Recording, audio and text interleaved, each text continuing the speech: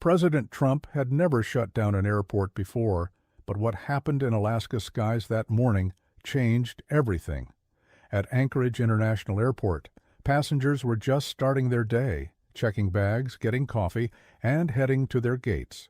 None of them knew they were about to be part of a story that would reach all the way to the White House. Deep in Alaska's snowy wilderness, one flight was about to show just how dangerous air travel could become when things go wrong. It was a crisp winter morning at Ted Stevens Anchorage International Airport, the kind of morning where coffee steam danced in the cool air and passengers hurried through terminals, clutching their paper cups like lifelines. At Gate 37, a Boeing 737 waited, quietly like thousands of flights before it. This one seemed utterly ordinary. The aircraft gleamed in the morning sun, its fresh paint job making it look almost new despite having logged over 25,000 flight hours. The ground crew moved around it with practiced efficiency, performing their routine checks with the precision of a well-rehearsed dance. What made this flight different wasn't visible to the naked eye. Hidden beneath the surface, beyond the reach of standard pre-flight inspections, something was waiting to turn this routine journey into one of the most remarkable incidents in Alaska's aviation history. The weather that morning couldn't have been more perfect for flying. Clear skies stretched endlessly above, with just a few scattered clouds painting white brushstrokes against a blue canvas. The forecast predicted smooth conditions all the way to the aircraft's destination. Sometimes, though, perfect conditions can be deceiving. As passengers filed aboard, none could have guessed they were about to become part of a story that would change aviation safety protocols forever. They were everyday people, travelers tapping, away on laptops, families heading on vacation. Each had their own reason for choosing this flight, unaware that their decision would lead them into an experience they would never forget. In the cockpit, the flight crew went through their standardy procedures. The captain, a veteran with over 15,000 flight hours, and the first officer, equally experienced, worked in harmony. They reviewed weather reports, checked systems, and prepared for what should have been another routine flight from Alaska to New York. The maintenance log showed nothing unusual. The aircraft had received its scheduled checks, and everything appeared to be in perfect working order, but sometimes even the most rigorous safety protocols can miss the smallest detail. A detail that, under the right circumstances, could cascade into something much more significant. As the engines spooled up, their familiar whine echoed across the tarmac. There was no indication that this flight would be different from the thousands that had departed Anchorage before it. The ground crew gave their final signals. The pushback was smooth and the aircraft began its taxi toward the runway. The morning sun cast long shadows across the taxiway as the plane made its way to the departure point. Other aircraft moved around it in the carefully choreographed dance of airport traffic. Air traffic control cleared them for takeoff, their voice crackling through the radio with the same routine professionalism they showed for every departure. The takeoff roll began normally. The engines responded with their usual power as the aircraft lifted off from runway 4 left, banking gently over the Alaska mountains. Nobody could have predicted what would unfold in the next 47 minutes. The plane climbed steadily through 3,000 FT, then 5,000, then 10,000, cutting through the morning air with practiced ease. As the aircraft leveled off at cruising altitude, something began to change. It started so subtly that most passengers didn't notice it at first. But in the complex systems of a modern airliner, even the smallest anomaly can be the first warning sign of something much more serious. Think about the last time you were on a plane. Did you notice every little vibration, every slight change in engine sound? Would you have recognized the difference between normal flight characteristics and the first hint of trouble? For the passengers and crew of this flight, that distinction was about to become frighteningly clear. So what exactly was that first sign of trouble, and why did it make this veteran flight crew's blood run cold? The first indication emerged 23 minutes into the flight. A subtle vibration, barely noticeable at first, began resonating through the aircraft's starboard side. Most passengers were settled into their routines by then, some dozing off, others immersed in books or tablets. But for those seated near the right wing, something felt different about this particular tremor. High above the Alaskan mountains, the vibration slowly intensified. It wasn't the usual turbulence that frequent flyers had grown accustomed to. This sensation had a distinct rhythm, a mechanical pulse that seemed to whisper through the airframe. In the cockpit, initial instrument readings showed minor fluctuations in the right engine's performance metrics. Nothing alarming yet, but enough to warrant closer monitoring.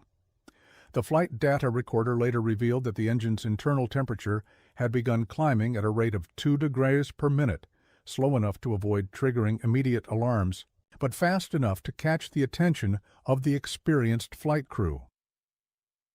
The pilots monitored their instruments with growing concern, noticing subtle discrepancies in the engine pressure ratio readings. After a few minutes, the vibration pattern changed.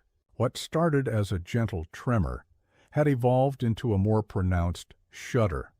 The right engine's power output began fluctuating, causing minor but noticeable speed variations in the passenger cabin.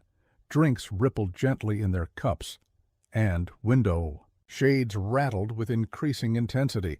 The cockpit warning system remained surprisingly quiet. Modern aircraft are equipped with sophisticated diagnostic systems designed to detect and alert crews to potential problems.